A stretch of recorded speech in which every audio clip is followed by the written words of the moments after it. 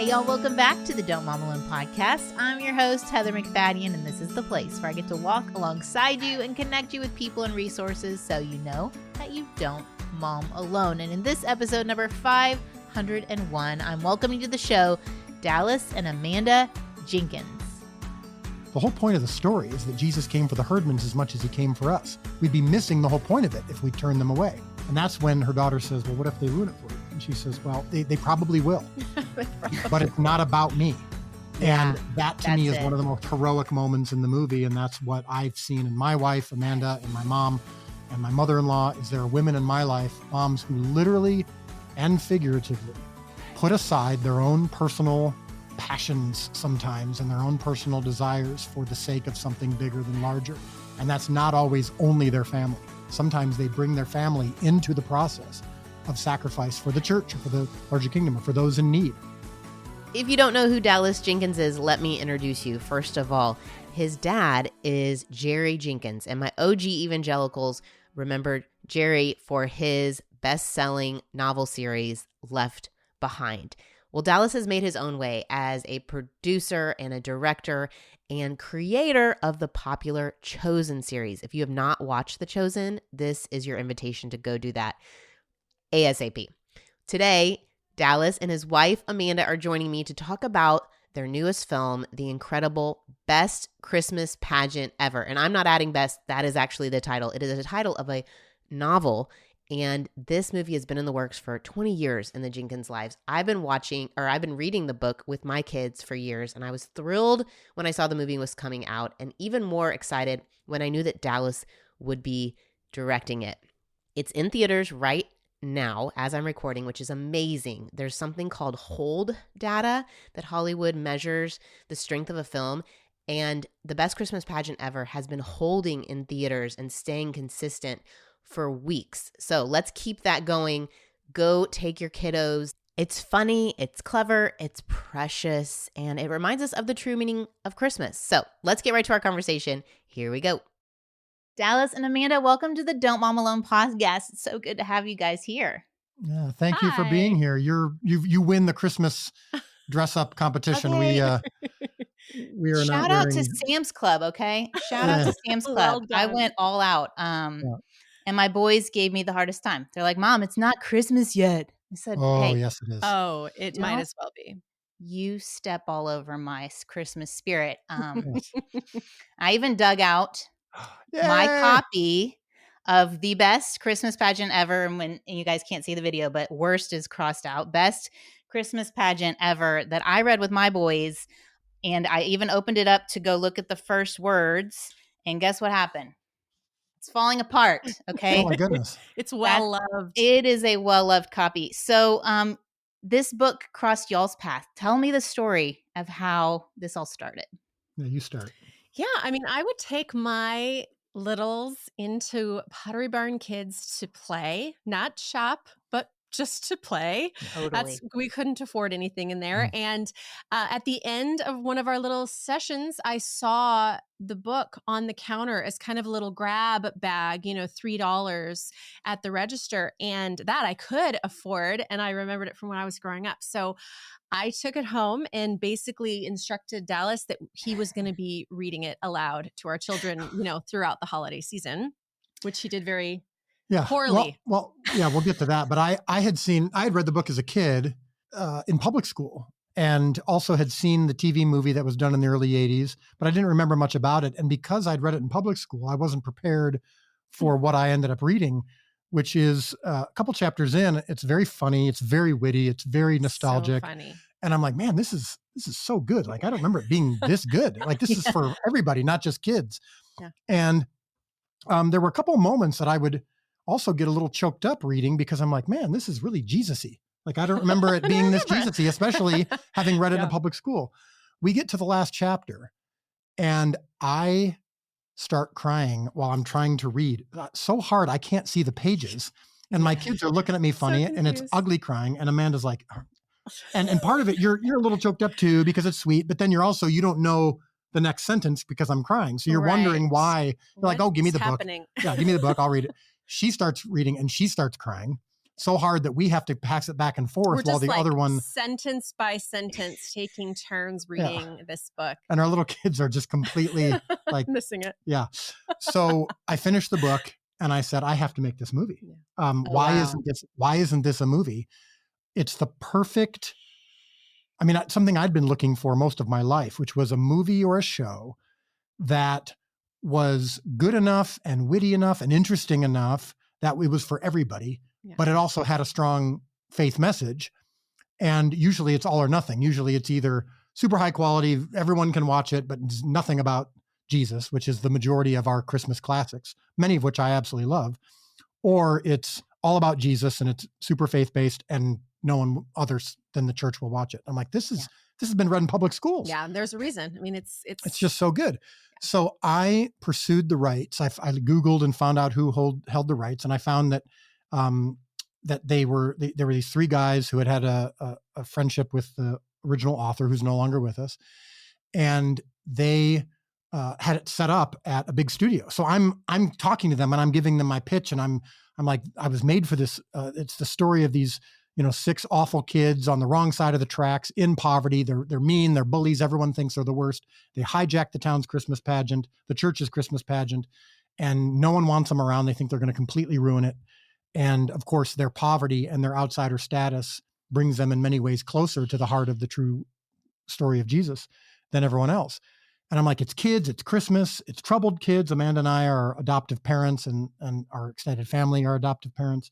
So all of these things we have a passion for. So they're like, that's really great, but we've got it set up with another studio and a big director. And I was, at the time, I'd made a couple of movies, but nothing of import. Yeah, kind of set us up at the time. Like, when were you guys reading the book and crying? Like, what year was that? Yeah, we should have said that. Yeah, almost 20 years ago. Yeah. So 20 years ago, yeah, this idea comes up to you. Yeah. You're pitching it and finding out they have a quote unquote big name director. Who cares? Well, big name director. And they really cared. I think they care. Yeah. When they're spending money, they sometimes do care, but whatever. So what year was that? Because this is, I think, prior to The Chosen. But well before The Chosen. This was back this is like 2006 or 7. Yeah. So before you'd even made like the resurrection, like, of Godstone. Oh yeah. Yeah. Mm-hmm. So I had done, I hadn't even done What If yet, which was my first movie that had a fair amount of success. So I every year would bug them about the rights, check in. I would which is very ballsy, by the way. Can we just? Oh yeah. Well, yeah, that's this is how passionate you were. This is how passionate you were about this project, though, is what I'm saying. So, and I would also check. I would just Google search like best Christmas pageant ever movie updates, just hoping that I wouldn't see. Hoping to not see it, right? Yeah. Hoping to not see that it's advanced in its development. And so a couple years into it, they kept saying no, or we renewed the rights with the studio, and I heard that they had a certain storyline that they were planning to do that I was so upset about. Changing the book. Yeah. So I was just like, so a couple years into it, I put a reminder in my calendar on both my phone and my laptop, just that would come up once a week. And all it said was pray for pageant, three words, just to remind me to keep praying for this project. And I'd like to say that I had a godly prayer of just may your will be done, and whatever it is, I'll rejoice in it. No, I was praying against anyone making it. It was one of those like, please. Yeah. And I really did, there is a difference, Heather, and I'm sure you've experienced this, and I'm sure you've had guests who've experienced this. I'm sure this is common of everybody, where you feel a calling on your life or a dream or a desire. And it's hard to know if it's from God or if it's just your own flesh, your own desires. And I've had both, right? And typically the test of whether or not something is from God as a calling is time. If it just never lets you go, if it's just always something that's there. And, the Bible, of course, is a guide for that. Your spouse, you're a mentor, you want to test it because it's very easy for us to confuse a God calling with just our own goals, right? So, but this just never left me. And so every week I would pray for Christmas pageant, and every year I would check in. About 5 years ago, I checked in again, and they said, well, we didn't renew the rights with the original studio. They couldn't get it made. We were pretty frustrated. Now there's a new studio that's even bigger that's really excited about it. And so I'm like begging them over the course of a couple of weeks. I've now had a couple movies under my belt. I'm a little more successful, but just still not enough. And they finally told me, no, we're going to go with this new studio. And so I knew it was over. And I went to Amanda and I said, they just said no. And I think it's done. And we were both upset and, teary eyed. And I went back into my home office and I sat down and ping, like taunting me, the Pray for Pageant pops up on my calendar. And I grabbed the mouse and I moved the cursor up to hit delete. And I said, no. I can't do this anymore. I can't keep praying. I can't keep hoping for something that's clearly not going to happen. And one of those few times in my life where I just really felt strongly that God was putting something on my heart, just said, don't do that. Don't do that. And I wanted to, and I finally said, okay, fine. And I decided, okay, I'll pray for pageant again. And I was like, okay, God, whatever your will is, and pray that I can have this project. Really heartfelt is what it sounds like. Yeah. Clearly, so godly. Yeah, the guy who does the Jesus show isn't always as godly in his prayer life as people wish. So, and then Amanda walks in. Sounds human. Yeah. Well, Amanda walks in and she's like, I was just praying and I really felt like God was putting on my heart, this isn't over. I just don't think it's over. And I was like, crap. I don't want to get my hopes up again. So then just a few years ago, I checked in again and he goes, call me. And I'm like, well, that's interesting. So I call him and he says, it's so funny you reached out because just a week ago, the new studio forgot to renew the rights. Oh my gosh. And they're trying to convince us to renew, but we haven't been thrilled with it. And a couple of days ago, my mom called me and said, have you heard of this show called The Chosen? Speaking of moms. Yeah. We're the best. Yes. There should be a podcast about that. I know. So you shouldn't do it alone either. Yeah. So she says to her son who held the rights, she goes, have you heard of the show called The Chosen? He says, oh, that's funny. The creator of that show was always bugging me to do the best Christmas pageant ever. And she goes, are you crazy? He's the only one who can do that movie. You better give him the rights. And he's like, well, I have to listen to my mom. So let's talk. And so the fact, Heather, that I'm on a podcast now that we get a chance to say in theaters right now, there is a movie called The Best Christmas Pageant Ever. And we made it. And it's out now. Is really, it's a calling fulfilled for sure. And so we're so thrilled. And then the response to the movie has been overwhelming as well, from the box office to even the critics. The New York Times liked it, which we didn't expect. So that's been really a wonderful, wonderful gift. No, I'm a pretty critical movie watcher, and it checked my boxes, all of them. I loved it. When I heard they were making the movie, I was like, yay, they're making the movie. Then I saw, and Dallas is making it. In my mind, I thought, this is so great. Like, you've had all this experience now with The Chosen. The quality will be high, which for me has always been such a little pain point of why can't Christian movies be the most creative, the most well-made, kind of like the Tabernacle was. They brought in the best artisans. Right. I just heard the other day that was the first time like empowered by the Spirit was used, that these artisans, these craftsmen were empowered by the Spirit to create. It's like, yes. So let's do that. And many of them were from pagan lands that weren't part of the faith, Jewish, but Mm-hmm.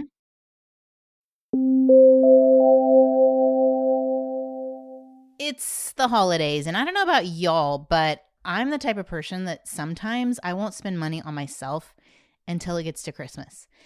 I don't know what it is. I don't know if it's because we're just spending money on all the things, so I feel less guilt. But if that is you, or if you're looking for a great gift to ask for, can I highly suggest something that I've loved this year, which love is the hint.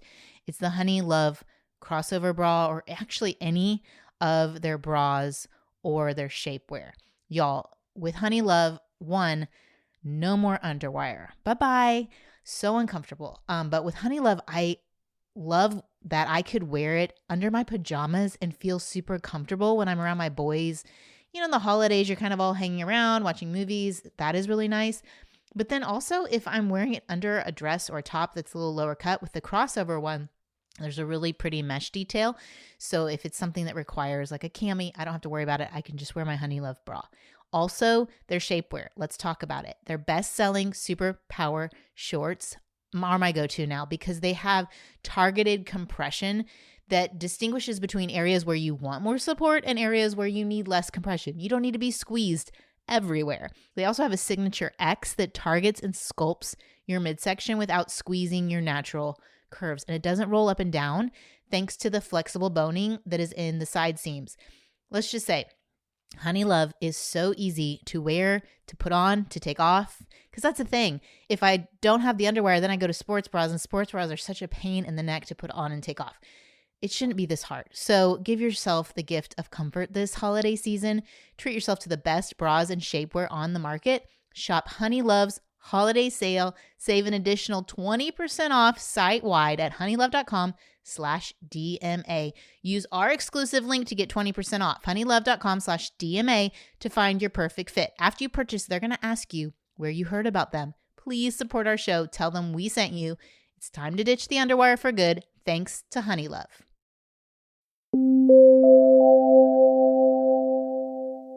Anywho, very well done. I definitely want to meet the casting director because those kids, I mean, I was all over Google today. The little teeny Gladys, who's apparently got 1 million followers. Whatever, 8-year-old. Okay. Yeah. She's a future gymnastics superstar, and also, her mom has got her on got an Instagram account going. But yeah, I'll tell you this: you are meeting at least the co-casting director, which is my wife Amanda. We had a great casting director on this project. Her name is Jill, and she of course does the first step and has a hand in all of it. I mean, she and her team have great wisdom and experience, but ultimately I'm the final say, of course, and Amanda has always had great instincts when it comes to casting. In fact, a lot of the lead roles in The Chosen were based on her passion and instinct for who could really inhabit this character.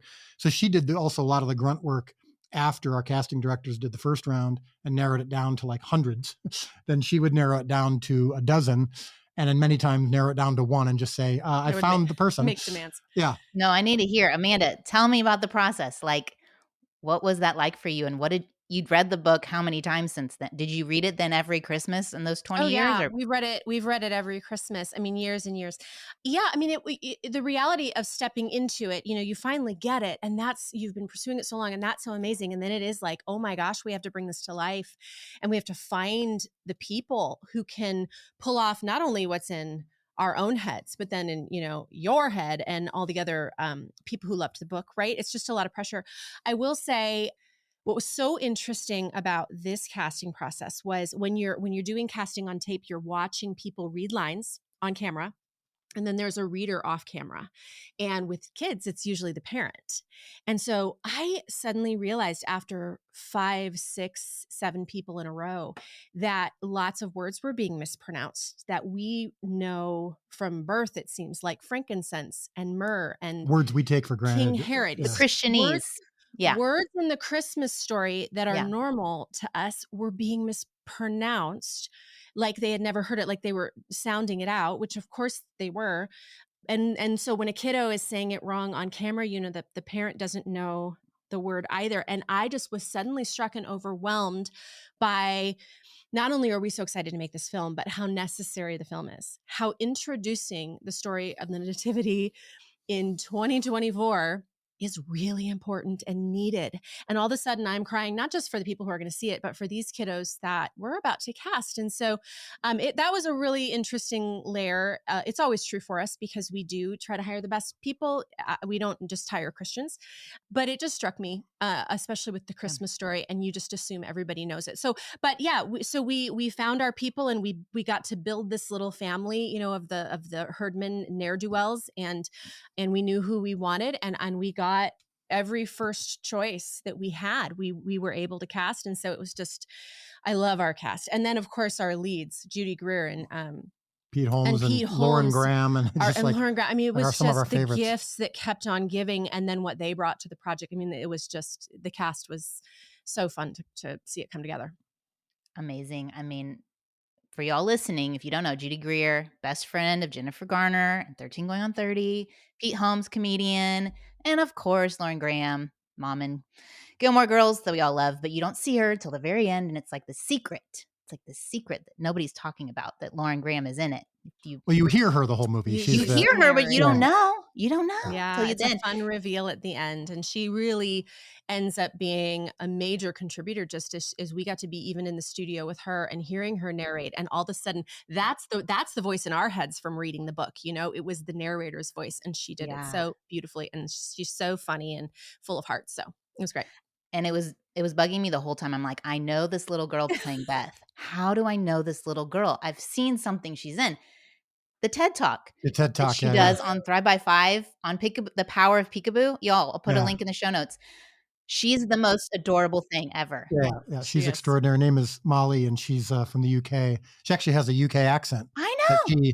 That she You don't even hear hid it. in Best Christmas Pageant Ever. She's I'm a a fan. She's a prodigy, special little cookie. and a special girl. So going back to what you were saying about, the power of being unfamiliar with the story and getting introduced to it, what I always love in a good story is to not just have one perspective. And I think what the Herdmans bring is that alternative perspective, asking the questions that you don't want to be the one who's like, wait, what does that mean? There's no room in the inn. What the heck? Like, why did that happen? Yeah. That they got to ask the questions that someone might be nervous or embarrassed to ask. It was the most endearing part to me, like them poring over books in the library. I was tearing up over that part of the story. And I don't know if that was supposed to be a tearjerker part, but anywho, talk to us about like that aspect of kind of a back door to the Christmas story. Well, that's what we do with The Chosen. It's the old story, the greatest story ever told. That what we're trying to do is maybe help you feel like you're hearing it for the first time, even though of course you're not. In fact, even non-believers the majority of them aren't hearing it for the first time. They've heard most of these stories in some way, but we don't change the story. But by telling it through a different lens, a different perspective, it unlocks things for you and for us as the storytellers that you hadn't considered before. And how many times have you, in a sermon or a song, or hopefully in The Chosen, we hear this a lot, and hopefully in Best Christmas Pageant Ever, which we've heard a lot, people going, oh, I've never realized, or I've never thought of that before, or I never considered that, or I never seen it from that angle. And seeing the nativity story through the eyes of those who typically we wouldn't want to be part of our tribe. We would think they're going to intrude, they're going to negatively influence. In the movie, the church is like, these kids are so bad that they're going to ruin the sacred things that we hold dear. And the first sentence is, the Herdmans were absolutely the worst kids in the history of the world. That's how the whole book starts. Yes, and that's how the movie starts, yes. And they smoke cigars, people. I mean, heaven forbid, cigars. Even the girls. Even the girls. Yeah. So they're going to ruin this sacred thing. Like, it's not for them. And real quick, what's a funny little side note on that, it also says they smoked cigars, they stole, they fought, and they swore, or they took the name of the Lord in vain. And we talked about that a little bit. Like, are we gonna show that? Because it's one thing to show stealing, they're not actually stealing. It's another thing to say, the Lord's name in vain, right? But here's the thing. I became passionate about including it because of exactly what you're talking about. I feel like and I say we because I'm guilty of it too, but I feel like the church oftentimes really, we say we want people to come as they are, but we actually would prefer they clean it up before they walk through the doors of the church or before we hang out or whatever. And that is just not who Jesus was. And so what I love about this is that the Herdmans come crashing in uninvited, just as they are, swearing and smoking and fighting. And now the church has to grapple with these kids just as they are. And it's not that they get to stay that way. And Jesus doesn't let us stay that way, but it's a process. You start to see a process of change, but it really is a come as you are message too, that I think the church needs to be reminded of. I know I always need to be reminded of it all the time. The movie is PG, by the way. So you're not hearing swear No. And to me, even when Imogene says it, it's almost like this, not taking the Lord's name in vain in the way that, I don't know, can be more bothersome, but more of just like this awe, like, what? Are you kidding me? Like, you could almost say it in a holy way, the way she says it. Like, right. But anyway, they say in the movie, they're like, no, we don't use God's say name that. Yeah, there's way. correction. But the point is, seeing their journey is something that I'm obsessed with as a filmmaker. It's what we do in The Chosen that hasn't been done in Bible projects before, because in a TV show, you have the time to develop the character journeys and see who these people were before they met Jesus, like we see in the Gospels. Yeah. And in a movie, you want to have a good character arc. And so you have a beginning, a middle, and end. So we see who the Herdmans were before. We see their process, their journey of discovery. And that's what makes it so beautiful. And that's what makes even the climax of the film more impactful, like it is in the book, is because you've seen this childlike faith, even though it's broken, even though the fact that they have absentee parents, and that they're in poverty, they're broken, but their brokenness is what allows them to see things that the others don't see. And it gives them, as you said, the confidence to ask questions that others don't feel comfortable asking. And then when they learn it that way, they portray in the Christmas pageant, it's the title of the movie. They portray how they see Joseph and Mary, and it's more accurate than what we typically see in the nativity. It's more human. It's more human. Yeah. And they bring the humanity of Jesus, which is what The Chosen does too. Yeah. The humanity of Jesus and the humanity of the story. Yeah, and of Mary and Joseph, of how they would have been refugees and outsiders and in over their heads. And so when heaven meets earth in this Christmas pageant performance, and Imogene, the worst kid who's playing Mary, experiences the Christmas story for the first time, it becomes the same for everyone watching, and they all learn something from each other. And that whole process is what wrecked us when we read the book, and what we were so desperate to accurately portray in the movie.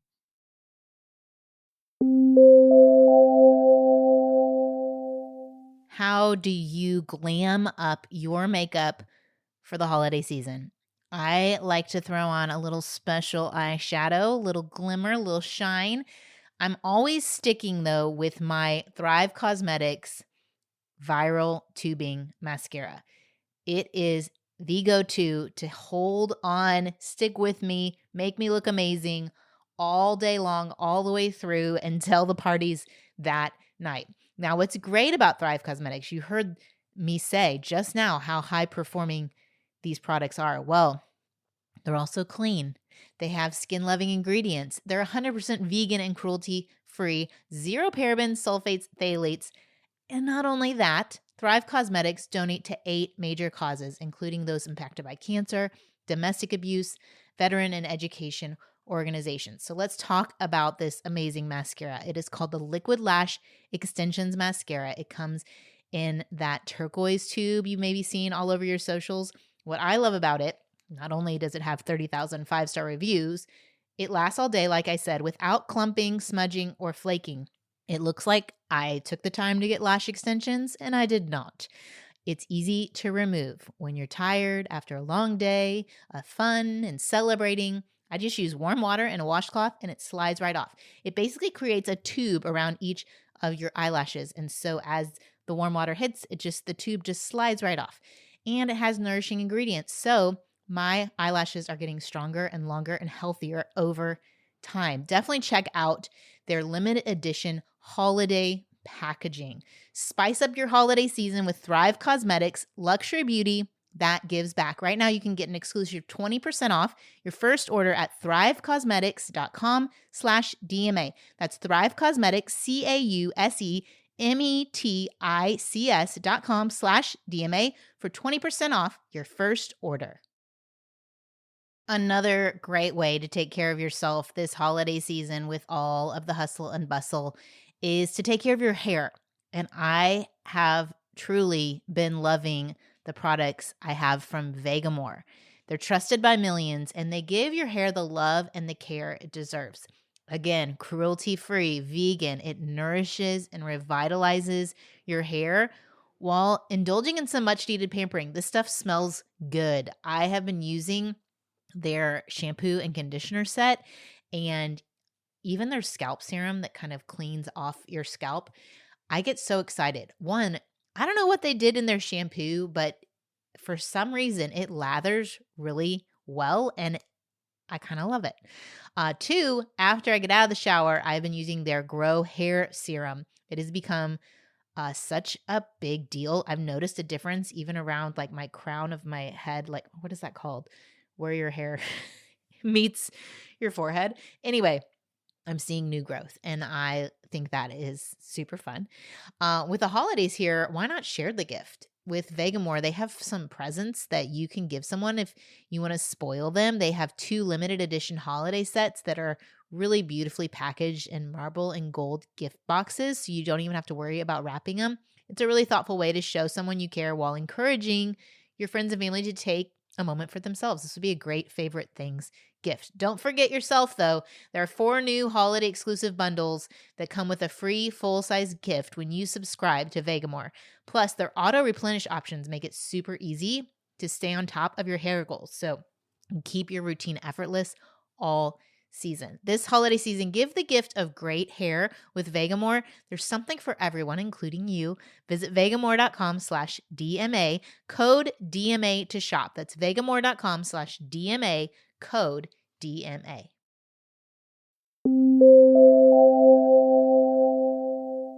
It's fantastic. I was just thinking too, what brought them to the church wasn't their awareness of their need for Jesus. It was hunger. And I was thinking Yes. about your 2 loaves and fish, like it's hunger. Like there's a basic human needs. And then if we meet it or we recognize it in people, the spiritual needs will come to the surface too. Yeah. We What have a great point. Oh, we have the yeah, way to that feed them. you're Yeah. choking me up right now. Yeah, absolutely. And especially heading into the holiday season when Yeah. they're, it's not just, we shouldn't just do it at this time of year, but the reminder of meeting people's needs in order even just to earn the right to tell Yeah. the story. Yeah. Yeah, well, yeah. And every work of God, every revival, whether it's personal or on a mass level, is preceded by hunger, is preceded by desperation, is preceded by brokenness or surrender. It's what happened to us in our personal lives before The Chosen. It's what happens to these characters in the best Christmas pageant ever. And sometimes we don't realize it. Sometimes God has to break us down or cause us to surrender or humble us like he does for some of the characters in best Christmas pageant ever. But the Herdmans had no problem expressing their hunger and their need. We're coming to church because we heard there's snacks. Where's the snacks? Oh my goodness! It happens to be a food drive today. We can work with We this. can work with they this. say. This is We perfect. can work with this. Yeah, yeah. Canned food's good too. No, there's so many scenes I could talk about. I'm thinking about this Christmas pageant as a representation of this whole kingdom pageant we're in. Like God is bringing the kingdom to earth and the kingdom of heaven to earth, and we get to play a role. We each get assigned a part. Like even beyond like the calling you were talking about, I like the language of assignment. Like your interests, your experiences all come together, and God has assigned you at this time, not before The Chosen and not 20 years ago, but like right now, this is the perfect intersection of the space he's asking you to occupy, which is the Hebrew definition of humility, right? Is to occupy your space. So if we all did that in this massive pageant, you play the role of the angel, you play the role of the shepherd, his kingdom comes. What I'd love to talk about is the mom piece of this movie that kind of can rub some people the wrong way. I try to talk about it a lot, is like, are we building our own kingdom for our kids? Like, what's her name? The Wendelkins with Alice. She's going to be Mary. I want my child to play Mary. I want my child, even the pastor's son, he's doing it just because so his parents will be happy, right? Like he doesn't want to be Joseph. Have you experienced that? Or like, how do you work through your own setting aside of personal kingdom for your kids to pursue this bigger kingdom project of The Chosen and all the things you're doing? Like, have you seen that tension for yourselves? Well, yes. So there's a lot to unpack here, and that's what's beautiful about your podcast is we have the ability to do that.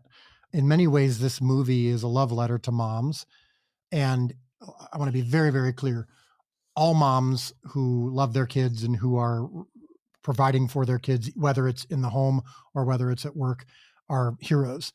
It's not often you see in a feature film a stay-at-home mom given the same heroic treatment that the mom who's at work does.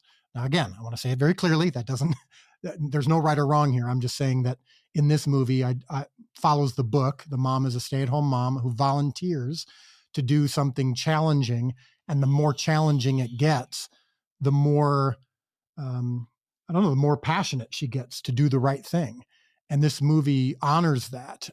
Now, to your point about the kingdom side of things versus the personal kingdom or the mass, the larger kingdom. There's a scene near the end where the daughter of Judy Greer's character, this is the main girl who's experiencing this story. We see the story through her eyes, and her mom, who is the one who's volunteered to direct the Christmas pageant. The daughter is saying, we need to get rid of the Herdmans because they're going to ruin this for you. they're going to embarrass you. And she even says, what if they ruin it for you? And after Grace says, and her name is Grace, which is perfect, but she says, the whole point of the story is that Jesus came for the herdmans as much as he came for us. We'd be missing the whole point of it if we turn them away. And that's when her daughter says, well, what if they ruin it for you? And she says, well, it's not they probably will, but it's not about me. Yeah, and that to me is one of the most heroic moments in the movie. And that's what I've seen in my wife, Amanda, and my mom and my mother-in-law. Is there are women in my life, moms, who literally and figuratively put aside their own personal passions sometimes and their own personal desires for the sake of something bigger than larger. And that's not always only their family. Sometimes they bring their family into the process of sacrifice for the church or for the larger kingdom or for those in need. And they set that example. And that's what this movie is a love letter to. Yeah. And I think now it's so interesting. When I was raising kids, we weren't doing it on social media. I feel like now, not only are moms momming, but they're doing it in front of the world largely. But even as a young mom, I remember really wanting things to go the way that seemed right to me. And we were just thrown every curveball by the Lord we adopted a kid, we had an autistic kid, we had a chronically ill kid, have a chronically ill kid, all these things that really changed the way I thought my kids would feel and act and interact with the world. And there's just a lot of times where I remember having to handle a tantruming kid in a mall in a way that I believed was right and good, but I was really embarrassed, or, all those things that your kids don't. Kids are such a wonderfully built-in humbling tool, Totally. which is amazing. And so whether I was choosing it or whether it was being done to me, it is oftentimes how things went. So I do love that in this film she chooses the right, and I think we do need to, as moms, choose the right and stop doing it for the post. In short, for the social media post. Yeah. But yeah, I think kids are a beautiful way of keeping us low, and for us to learn to not put our own expectations or our own stuff onto them either. And sometimes God calls you to something that is going to make it more challenging at home, like The Chosen for us, the 4 to 5 months a year that I'm filming. And that's where you realize, okay, the traditional model here isn't going to be how we're operating, the 9 to 5, come home and everything's normal. But it is important then to bring your kids along in whatever God has called you to, and to remind them of why we're doing it, and to let them participate in the victories, whether it's the stories of impact that are happening all over the world, to make sure that they're part of that so that they see the fruit of it. But then to also not overcorrect and go so far into your ministry or into your job or whatever it is that you do sacrifice your kids at the altar of your own ministry or business or job. So there is that middle ground that we have to find. That's not always easy. But going the other way too, where you don't do anything of impact outside of your family because you're only concentrating on raising the best, brightest kids you can for 18 years. And you miss out on some of the larger kingdom building that you can do as a family. So well said. Yeah, it's this balancing act. I think you portray beautifully in the film. I don't know. I was cheerleading just the other way. I love how even Grace's husband is for him. Pete Holmes' character is for her in this process and by her side. Like, I feel like it showed a really positive marital interaction between them. Yeah. That was really important to us. For the dad to not be the dumb guy sitting on the couch. So you have a couple of those moments where he's making the joke or where he's like, oh gosh, I don't want to be part of this. I don't want to do this. But then when the train has left the station, he's on board. And in fact, he takes a leadership role a couple times to say, all right, guys, I'm hearing you complain so much about the herdmans. I get it. They frustrate me too, but let's also show you what it's like to love and serve. And there's what many people would consider the most powerful scene in the movie is when he leads the family to deliver kindness to this other family in need. And then of course, he's the one in the back of the room for the performance, running the lights, running the sound. He's going to be there. So it's funny. And we play for some laughs, and he doesn't come, easily, like most dads don't, to church projects and to volunteer initiatives. But that's what I signed you up for. Yeah, exactly. But he's we made sure that we and that was actually an argument at one point with the studio of like making sure that I said, look, the dad has to have agency. He has to have leadership. He can't be the sitcom dad sitting off to the side cracking jokes and being lazy. So yeah, this was our chance into a mainstream Hollywood movie that's out in theaters all over the country, a chance to get in some of these values that you don't normally see in those kinds of movies. Yeah, I love that. I also, speaking of husband and wife, the scene where Mrs. Armstrong, who used to lead the pageant, she's the one who broke her legs. Right. Her husband's watching the final product and just tickled, because here's the story, Morning Glory. We could do the same boring thing in faith and religion and church, and we can all do it out of tradition and be bored to tears, or we could pursue the gospel. We can invite the outcast and outsider. We can shake it up a little bit, and there's so much joy. Like to see the transformation even of the hardest, even Mrs. Wendlekin, who wanted her way. Like, but Mrs. Armstrong's husband, his joy over watching the pageant, I loved that piece. Like, he's Me not even a too. character we saw until that moment, I think, maybe. And I love that he stands on it with her. She's irritated at what the kids are doing in the pageant, and he's thinking it's so funny.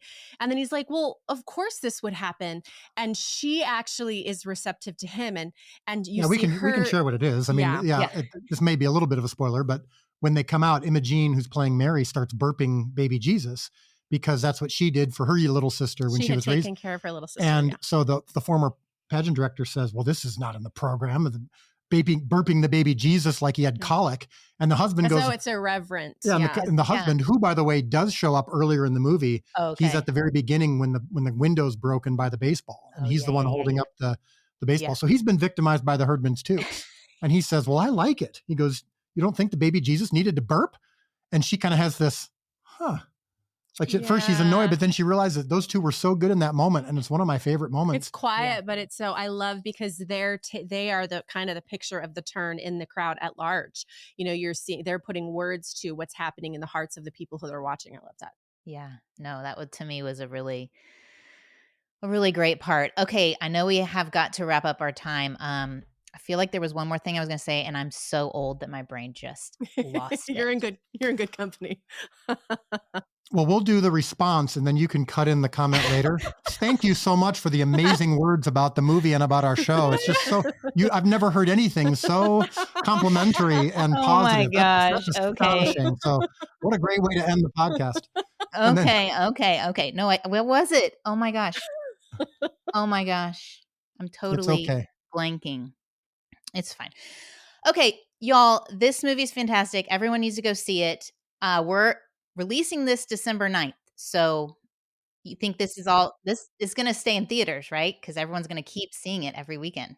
Yes. Hopefully the movie did well through the Thanksgiving gauntlet of competition with Wicked and Gladiator 2 and Moana 2. And Nutcrackers. What's happening? So if we can survive into December where people are now looking for a Christmas movie. The story of Jesus can survive into December. Yes. So if we're still in theaters. As you listen to this now, if you were waiting till Christmas to see it, please don't. It might not last that long. So just please go check it out now. It does demand to be in theaters just because of that communal experience. And it's been so long since we've had a good Christmas classic in theaters, because there's always dozens of movies that come out every year on Hallmark and Lifetime, but something that the whole family can enjoy, I think has become increasingly rare. So hopefully this will continue to do well. Well, we love it. We love watching Imogene own her version of Mary, a strong, brave gal. And thank you guys for being strong and brave and occupying your God-given spaces. Love seeing your team work together and making really creative, well done works of art. So thank you so much. Well, that means a lot, and keep up the great work on the podcast too. Thank you. Wouldn't you know that after I got off the call and like an hour later, I remembered what I wanted to ask the Jenkins or what I wanted to talk about. So we meet the Herdmans in the movie and we never meet their mom. The whole movie, we don't meet their mom. And I was thinking about this Don't Mom Alone community and this message that I keep trying to communicate to y'all, not to allow motherhood for you to bear the full weight of it. You need to share the load with those around you. And I was thinking about their mom, and we don't know her story. We don't know what caused her to not be around. But I found it very interesting. Once these women in the church moved past building their own kingdoms for their kids, they cared for the Herdmans, especially the main mom, Grace. Like they filled in the gaps. And anyway, it was just another encouragement to me of the power we have in communities, whether moms are physically present or not, to be there for one another and to say the words that kids need to hear. Anyway, that struck me. So I really do hope you go and see this movie. I'm going to pray over us. Lord, I thank you for the good news of Jesus. I thank you that you came. I thank you that you enter our stories, our messy stories, that you provide truth in your presence. And I pray, Lord, that this movie would be a reminder to so many of us of your love, and that we would see outside of our little formulas and boxes and some traditions that are not as welcoming, Lord, that we could see those who need you and to open a hand to those around us, to show the true meaning of your son coming into this messy world. I thank you for the Jenkins. I pray a blessing over them and all of the ways they have their hands in so many different things that are telling others about you, that there would just be a protection around them and their family. And Lord, just draw our hearts to you this season and all of the busy and all of the distractions, that we could quiet ourselves and come before you and just have wonder and awe at the birth of Jesus. In Jesus' name, amen. Okay, y'all. Thank you so much for joining me. Next week, I have a friend, Julie Fowler, sharing her story on the show. It's going to be a great resource for either you or friends you know that have walked through infertility. And this time of year can be pretty hard for all of us in any part of our story, but I just wanted to provide some resources for you on the topic. So join me here next week. All right. Have a good one. Adios. Bye. I hope you enjoyed this episode of the Don't Mom Alone podcast. If you're wanting to connect with more people and more resources to help remind you that you're not alone, head over to don'tmomalone.com. That's where you'll also find show notes with any links mentioned by our guests. Most importantly, I want you to know the good news, the great news that you're not alone because God has promised to always be with you.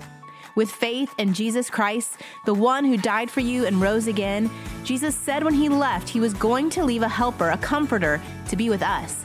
God in us. Moms, that's superpower. So while you're washing dishes at your kitchen sink, while you're driving to and from work, while you're feeding that baby late into the night, while you're cleaning sticky floors, God promises to be just as present with you as when you're worshiping in a church pew. As it says in Zephaniah 3:17, the Lord your God is with you. He is mighty to save. He takes great delight in you. He will quiet you with his love, and he will rejoice over you with singing. Now that's good news. Have a great day.